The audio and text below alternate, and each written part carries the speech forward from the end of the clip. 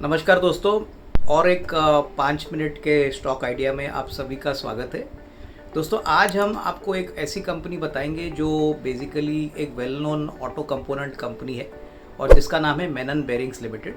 ये basically Kolhapur based Menon का group से बिलोंग करती है और इनका जो इनकॉर्पोरेशन हो गया था वो 1991 में शुरू हो गया था। अभी ये कंपनी करती क्या है दोस्तों? ये कंपनी बेसिकली इंजन कंपोनेंट्स यानी इंजन बेरिंग्स बनाती है, एल्यूमिनियम डाइकास्ट कंपोनेंट्स बनाती है और ज़्यादातर इनके जो कस्टमर्स हैं वो ज़्यादातर कमर्शियल व्हीकल्स, उसके बाद ट्रैक्टर्स और हेवी अर्थ मूविंग इक्विपमेंट वाले कस्टमर्स हैं, जैसे कि टाटा मोटर्स हो गया, अशोक लेलैंड हो गया।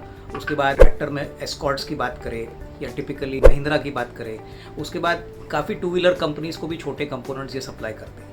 कंपनी का जो फैसिलिटी है, इनके पास 3 फैसिलिटीज़ है। एक फैसिलिटी एल्यूमिनियम डाइकास्ट कंपोनेंट्स के लिए और बाकी 2 इंजन बेरिंग्स के लिए है। सबसे बड़ी बात दोस्तों, ये कंपनी अपने सारे प्रोडक्ट्स फुल्ली मशीन्ड फॉर्म में सप्लाई करती है। उसका मतलब रेडी टू फिट कंपोनेंट्स होती है और इसलिए ये एक ऐसी कंपनी है दोस्तों जहाँ पे इबिटा मार्जिन्स कम से कम 24 to 25% है, जो बहुत ही बड़ा पॉजिटिव है ऑटो कंपोनेंट सेक्टर के लिए। क्योंकि ज़्यादातर हम देखते हैं कि ऑटो कंपोनेंट कंपनीज़ का मार्जिन 14-15% होता है, तो इनका करीबन 23 to 24% है।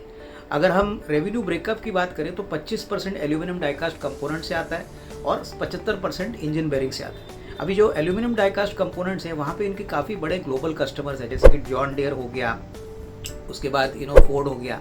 काफ़ी बड़े कस्टमर्स के साथ ये काम करते हैं और इनका कॉन्ट्रैक्ट काफ़ी लंबे समय तक चलता है। अभी पिछले साल इन्होंने बहुत अच्छे नंबर्स डिक्लेयर किए। 217 करोड़ पे 51 करोड़ का कामकाजी मुनाफा यानी ऑपरेटिंग प्रॉफिट, और प्रॉफिट आफ्टर टैक्स करीबन 33 करोड़ था। दोस्तों, ये जो मोमेंटम इन्होंने मेंटेन किया, ये ज़्यादातर इसलिए था क्योंकि इंडस्ट्रियल कैपेक्स भी अच्छा हो रहा है, ऑटोमोबाइल सेक्टर भी काफ़ी काम अच्छा कर रहा है, एक्सपांशन मोड में है, डिमांड बढ़ रही है गाड़ियों की। तो इनके लिए कमर्शियल व्हीकल्स, ट्रैक्टर्स और बेसिकली जो इंडस्ट्रियल कैपेक्स वाले कस्टमर्स है, जैसे हमने कहा कि जॉन डियर है तो इसमें हनीवेल भी एक बहुत बड़ा इनका कस्टमर है, कमिंस है। तो ऐसे कस्टमर्स होने के बाद हमको लग रहा है कि जो ग्रोथ मोमेंटम है आने वाले 1-2 सालों के लिए वो जारी रहना चाहिए। अभी कंपनी 30 करोड़ का कैपेक्स कर रही है अगले 2 साल के लिए।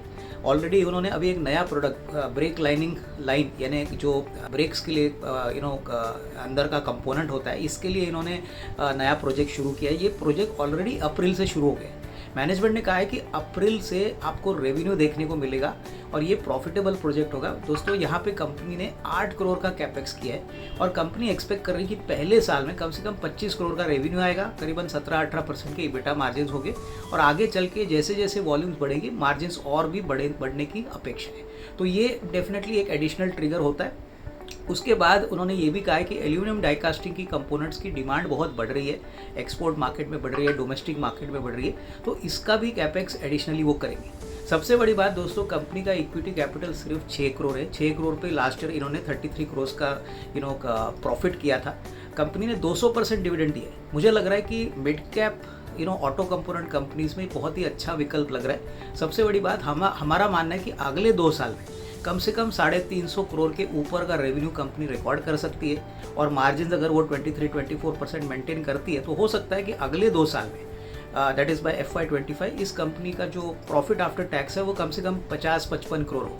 तो ये बहुत कंजर्वेटिव एस्टिमेट्स हैं जो हमने कंपनी के साथ बनाए हैं, लेकिन हमारा मानना है कि अर्निंग्स ग्रोथ कम से कम 20-22% रहेगी और जिस हिसाब से स्टॉक का मूवमेंट है करीबन 130-135 ये रेंज में ये स्टॉक चल रहा है, तो डेफिनेटली इसको अपने रडार पे रखिए और मुझे लग रहा है कि ये बहुत ही अच्छा एक वेल्थ क्रिएशन का स्टॉक आपके लिए बन सकता है। तो दोस्तों, उम्मीद है आपको ये 5 मिनट का आज का स्टॉक आइडिया पसंद आया होगा।